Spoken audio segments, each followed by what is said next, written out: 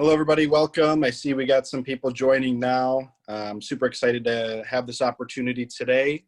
Just like we do every week, we're so excited to have individuals coming on with us live here and to be able to post these too for individuals to go back and look at who we talk to every week. We do have a couple guests with us this week, and I'll get into that in a minute here. But just to introduce myself. So my name is Wes Van Epps. I am an outreach specialist for Wisconsin Voices for Recovery. And I'm also joined here with my coworker, Jessica Geschke. So for those that are new to this live, this is, of course, an opportunity for you guys to ask questions to our guests this week and give comments too. So if you guys are wanting to ask questions and comments throughout this, there is a chat log below that you can type in the chat. And there's also an option for you to raise your hand throughout if you have a question. We are going to open it up for about 5 minutes at the end for individuals that want to ask questions. So that's kind of just the overall, I guess, housekeeping of Zoom. I'm sure everyone is pretty familiar with Zoom now. But like I said, we're super excited to have Michelle and Dan from Apricity with us today.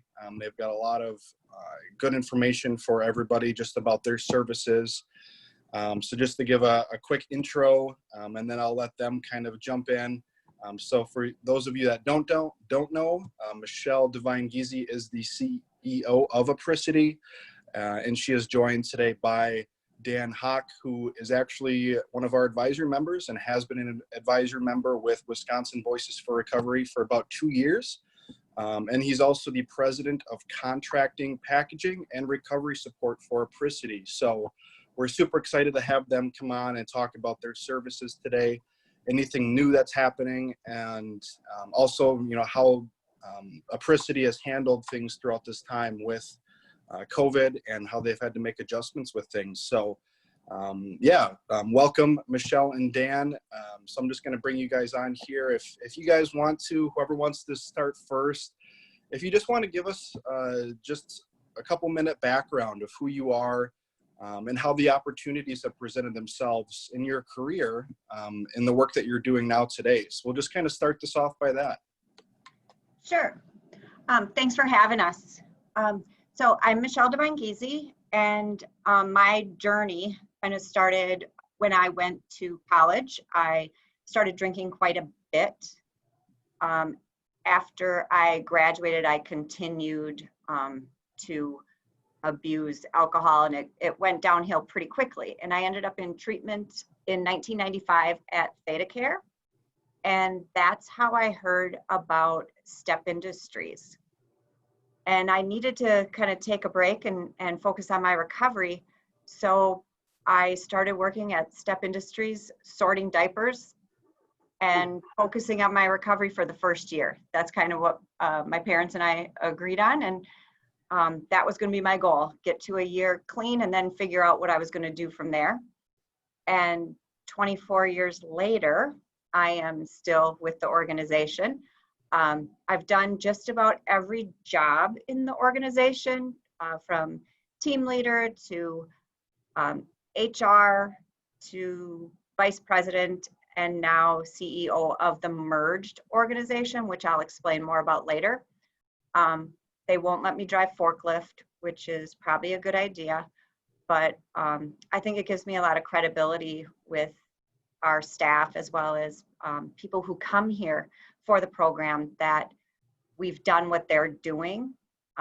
We've started from the very beginning working on the floor, and it's also an example that they can do and be whatever they want to become.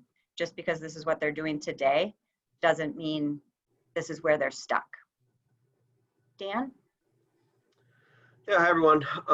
Dan Haak.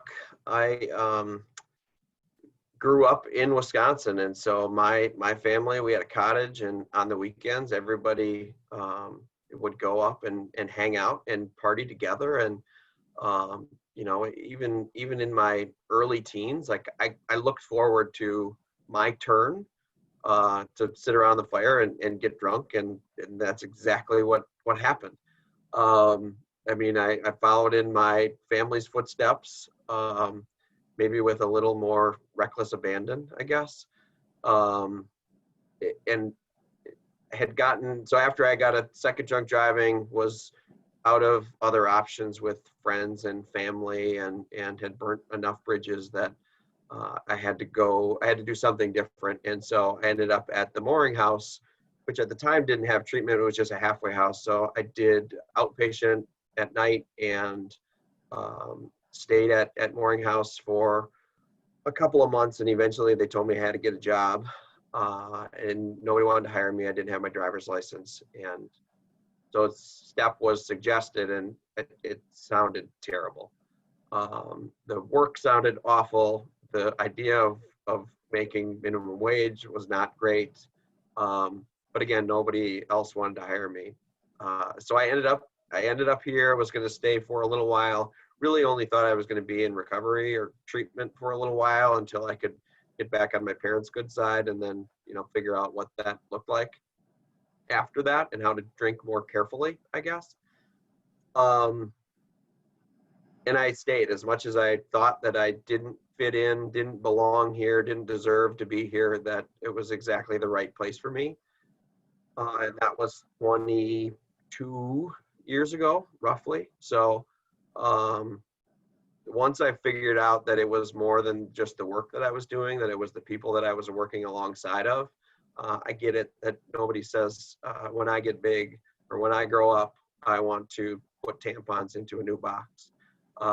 But those were the projects that we were given, or inspecting diapers and things like that. So, but again, once I got past the work and got to meet the people that I was working alongside of and doing different projects and different tasks, I like staying for me opened up different doors within STEP and now Apricity to, it just makes sense. Like, I enjoy coming to work. I love, for me, that I get to do a little bit of, manufacturing and production and work stuff along with our mission piece. So I get a little bit of both every day. So I think for me, that's important, instead of being stuck on one or the other.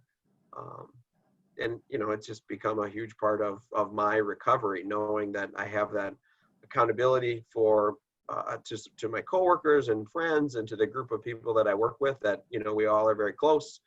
And, so it just makes coming to work easy. Thank you for that. And I know I've visited your guys' facility over there a couple times, and the first time I visited, I was actually, because I've always heard of Apricity and the things that you guys do over there and the opportunities that you guys present to individuals in recovery. And it's just an amazing facility that you guys have, and what you guys have been able to do over there, and to provide that opportunity for those that are kind of, getting back on their feet, which, leads into our first topic discussion here today. And that's just kind of the overall, what is Apricity for those that possibly don't know, and also getting into the merger. And I know that Michelle was a huge part of that. So if you want to just start us out, Michelle, and just talk a little bit about that and the history of Apricity and where you guys are at now. Sure. So Mooring programs, as Dan mentioned, had residential treatment by the time, I think in 2006 is when they started doing residential treatment for men and women. And they also did transitional residential, as well as have apartment programs. So we have two facilities, Casa Clara and Mooring House, and then many houses and apartments that went along with that. So people could go to level 3 inpatient treatment and stay for about 18 months if they could get the funding to do that. So it really gave people a stability that they could get to in their recovery, and still have that support. Many times they would like people to come work at STEP Industries when they got to the point of the transitional residential treatment. So we've had this relationship for over 30 years, where we had shared board members. Our staffs worked really well together. So they were doing the treatment, we were doing the employment in a safe, supportive work environment. And, you know, we were both focusing on people's recovery. So it gave people just a better chance to get into a really stable spot before they moved on, either from treatment or to their next employer.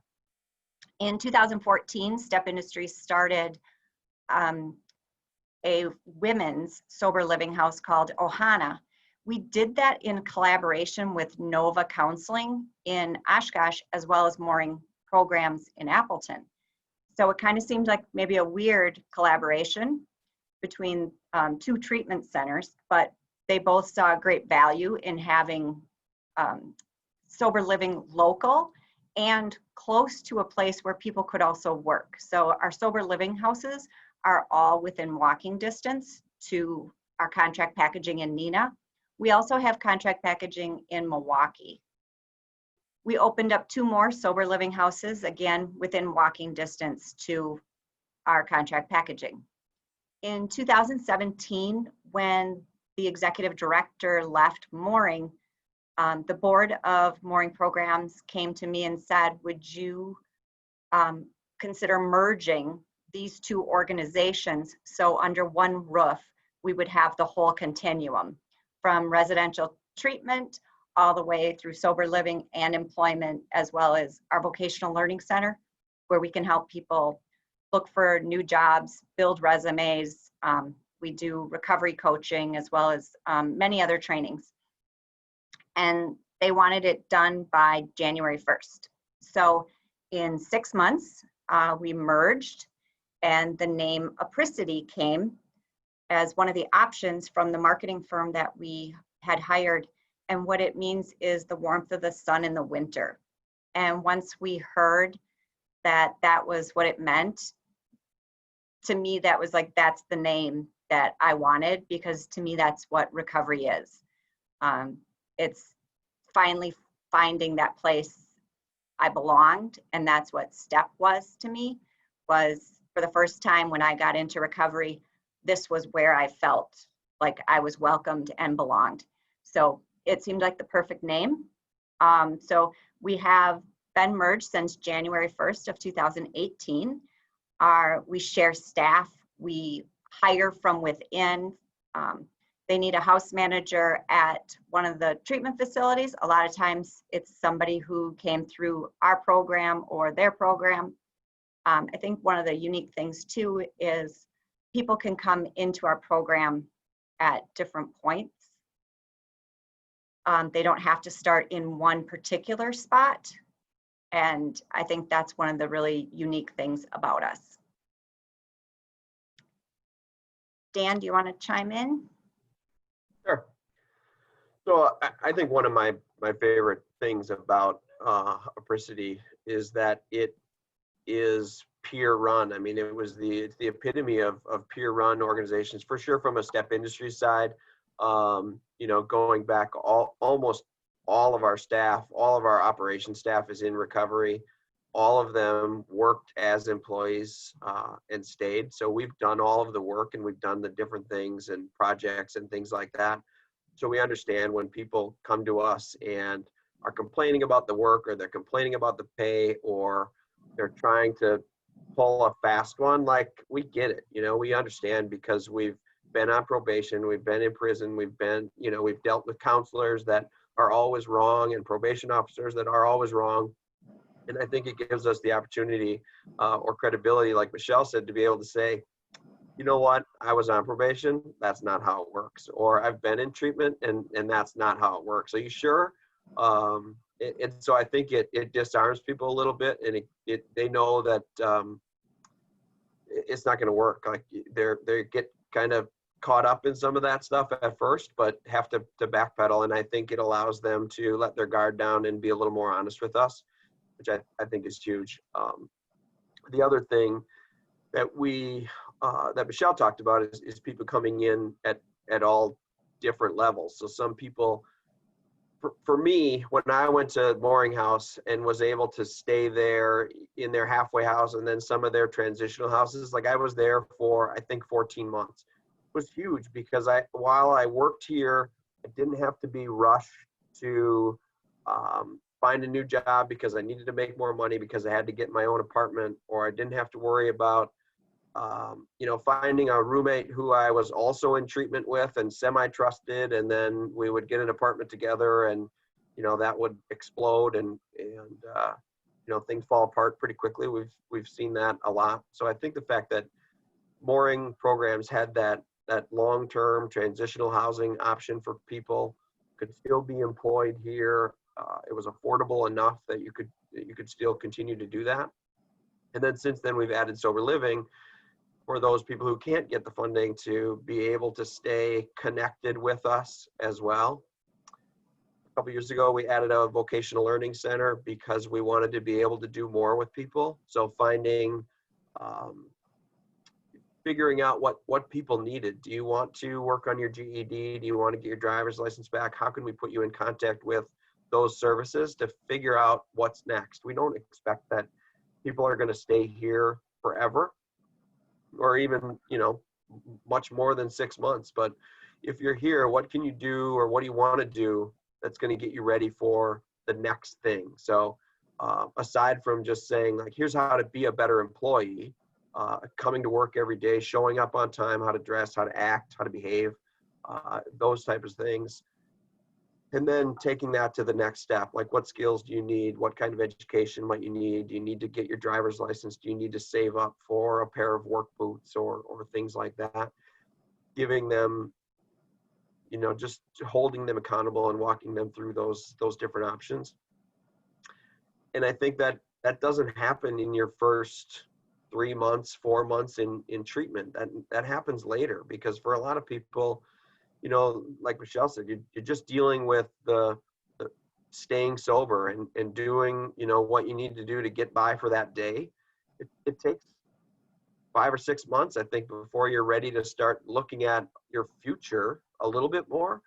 And so I think the fact that people can stay connected for a year to 18 months, just in the treatment side of things, and then another 6 months, a year to be employed if they want to, or sober living options if they want to, just giving people the different options to be connected to a program and other people in recovery to me is incredibly important. We also, just at the beginning of this year, became a DVR vendor. So it's still a new process, but DVR is Department of Vocational Rehabilitation. So it allows us to help people find new employment and then to support them after they leave. That wasn't something that we had in our staffing structure to be able to help people move on and then continue to support them. But we see it all the time where people leave for a new job and then, they miss that connection, or a lot of their recovery is built around the people that they're working with, and now they don't have that, or they started a new job and they want to meet other people. So maybe they go to happy hour, and that maybe is okay the first time, but eventually that catches up. So people start to make decisions, to kind of fit in if they go to a new employer. And so our hope is that being a DVR vendor allows us to stay connected with them and check in with them after a couple of days and see how things are going, and hoping that they're still going to meetings and making sure they're making the right decisions for their recovery and then their long-term, meeting their long-term goals. I think a couple of the things I want to mention is that you can enter our programs at any point. You can go to sober living not having gone through our treatment programs. You can go work at one of our contract packaging facilities without being involved in any of our programs. So people can really enter and pick and choose what fits for them. You don't have to do the whole continuum.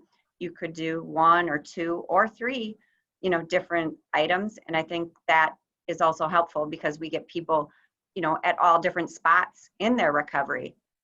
And so we just have that opportunity that people can enter at any point where they're at. Wes wanted you to talk a little bit about COVID and how we've been handling that.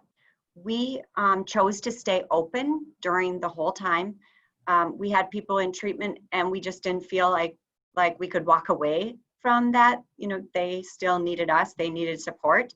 We just needed to find really creative ways to help them as well as keep them and our staff safe.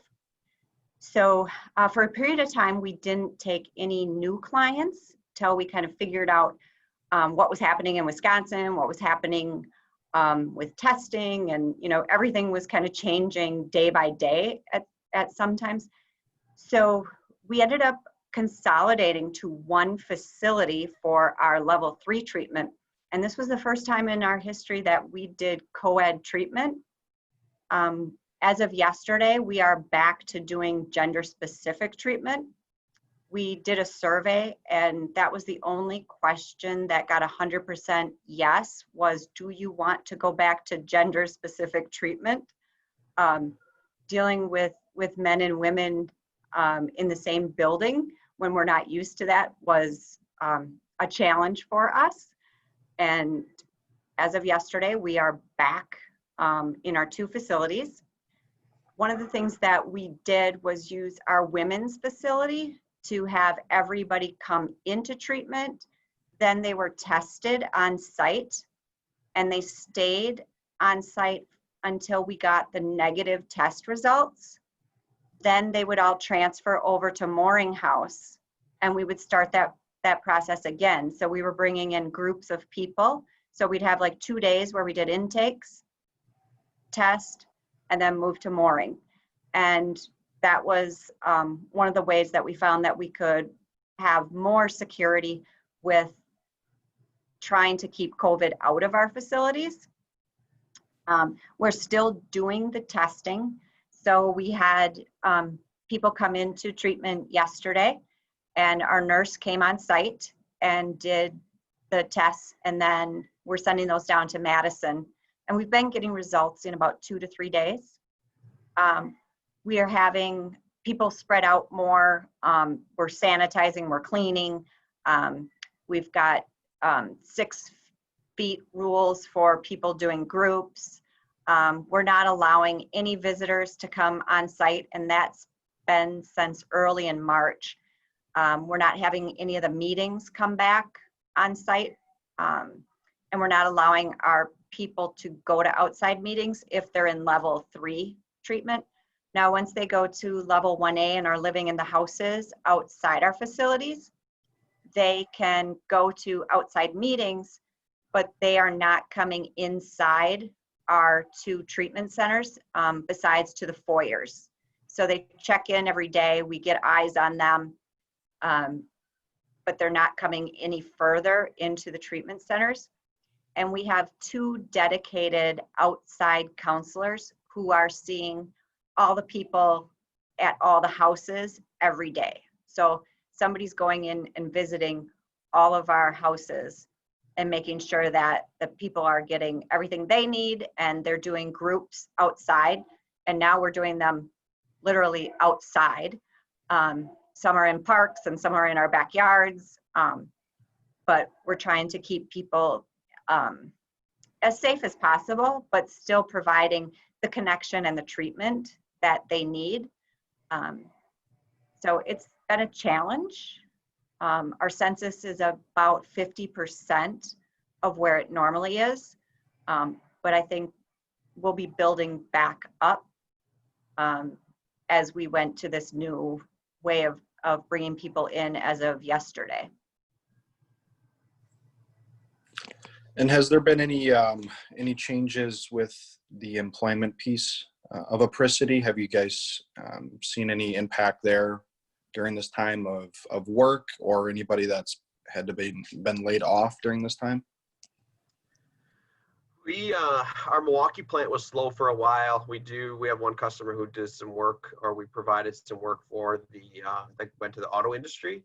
So as that slowed down or shut down, they were slow. But then we had another customer who we do some kits for the restaurant industry that helped with their takeout side. So that, I think, quadrupled the amount of work that we were doing. So we were able to kind of supplement the Milwaukee plant with some of the work that we weren't able to do in Neenah. So it worked out really well. The auto industry kind of started back up at the same time the restaurant takeout business is probably slowing down. So it should continue to balance itself out. We may have had some people that were given a voluntary day off or chose to take the day off, but I don't think that we did any actual layoffs with any of our staff. And one thing I know that we're almost wrapping up here, but I did want to see if you guys could just go over a little bit on your Recovery Works program. Sure. Recovery Works does education. So we have 2 programs that are NADAC approved, and we have a trainer who can do those, like Substance Abuse 101 as an example. And we can go into businesses and help provide them with education about how to work with people who may be suffering from substance use within their facilities, and how to handle them in a compassionate way, but a helpful way, get them help. That what are they doing in their environment as a workplace that may be detrimental to people who are in recovery, such as a company around here had like a 2-hour happy hour on site, you know, and how is that welcoming for people in recovery? What kind of options do they have for them? It also does help supplement our recovery coaching trainings. So we're able to offer some scholarships for that, as well as put on some free classes for different organizations in the community, and now virtually, that we've been able to do. That's great. I think too, I know that from what I hear, you guys have a coach training coming up, but do you guys have any other like community education trainings, or if you want to talk a little bit about your recovery coach training, do you guys still have spots open for that people could sign up? We do. So we're doing our second virtual training next week. I think there are 2 to 4 spots open. It's another one, another training over Zoom. We did one at the end of May and are doing another one next week. We, as far as educating other organizations, we haven't necessarily done that yet, but we have been working on, since the Recovery Works program has been put in place about 1.5 years, Michelle, right? Mm-hmm. Going up on almost 2 years. We've developed programs around education, like Michelle said, that would be focused towards businesses, and then figuring out how to help them support employers. So Substance Use 101, like Michelle mentioned, but then beyond that, there's other pieces about resources and how to help people access different programs and information within the community, and how to utilize what could be a very loyal constituent of employees that, if you help somebody get into recovery and help support them, and then they come back to work, I think you create a loyal employee. So educating employers, we do bring in educational opportunities for our employees around, financial management and budgeting, or Fox Valley Tech comes in and they do some programs around, just career assessment classes to help people figure out what do they want to do. I think for years people would just say, like, when we would ask them what their goals are, they just say they want to go back to school. But I think people say that because that's what they think they should say, or that's what they thought we wanted them to say. So that this career counselor will come in and take that to the next step and say, all right, so if you want to go back to school, what do you want to go back to school for? What are your interests? What are your hopes and dreams? What are you good at? And then they can help identify what programming might be best for them. Thank you for that, Dan. I just want to open this up. We got a couple minutes left here. If there's anybody that is here with us today that has any comments or questions, I'll open it up here, and this will be the time for you. You can unmute yourself and ask away. So I see your question, Bev. We currently are not allowing anybody into our treatment facilities. Like we're not even allowing probation agents. Those are all Zoom.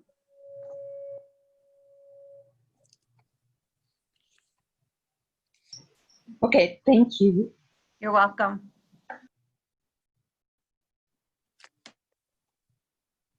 Anybody else have any questions or comments?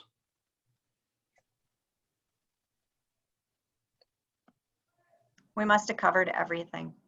You guys did great. Jesse, did you have anything that you wanted to share? Yeah, so real quick, I just wanted to thank you both for coming on this live. Dan, again, thank you so much for always being just such a sounding board for us here at Wisconsin Voice as part of our advisory council. You're just a true blessing for us to have on the council, and always giving such great feedback and input for us, and always being there for us. And then I just also wanted to thank you. The work that you guys do in Wisconsin is outstanding. And listening to this again, I know what you guys do, what Apricity stands for, but just hearing it again, we are truly blessed in Wisconsin to have your programs. And the vast amount of resources that you can give members in our state who suffer from addictions is outstanding. And so I just think it's so important that we continue to hear this over and over and what you can offer people in this state, because holy cow, you're a gem. And so I thank you for the work that you're doing. And Michelle, thank you for being such a great mentor and friend, and for agreeing to come on here. And I guess that was, yeah, about it. And both of you, as well as your entire team, thank you for everything you've done for my family. You guys were a true blessing on my brother's road to recovery. So if anyone out there ever needs resources or a place to send someone, I highly recommend Apricity. They were truly life-changing for my brother. So thank you both. And I think that's all I really had to say. I sit here speechless for all the things that you do. So thank you. Thanks, Jess. Appreciate that. Jess. Yeah, thank you both. And I, as much as you have shared during this brief 30 minutes on the services that you guys offer and the work that you guys are doing, I don't think it really does justice to actually, witness what you guys are doing in this state and the impact that you guys are doing. So anybody that wants to learn more about Apricity or their services, we can share that on our Facebook page.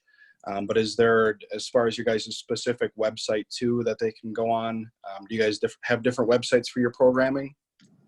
ApricityServices.com will get you to just about everything you need to know. And then from there, you can go into different areas if you're interested in treatment, sober living, education, or the contract packaging. Great. Well, thank you both for joining us today. We appreciate the time that you took out to do this, just to share about everything that's going on. And thanks for everybody that joined in today too. So we do not have one that is actually scheduled for this Friday. Usually we do lives on Friday, but next Wednesday, we do actually have a speaker that was on with us in the past. We're going to be having Dr. Julie Denier from Milwaukee. So she's going to be coming back on and talking about COVID updates and how it's impacted the emergency rooms. So feel free to join with us next Wednesday and asking her on how the emergency rooms have been able to, deal with what's going on with COVID and updates that they have. So again, thank you guys for joining us, and I hope you all enjoy the rest of your week. For the platform. Thank Yep. you. Bye, guys. Getting us to talk about ourselves. Yeah, no problem. See you guys. Bye. Bye. Bye.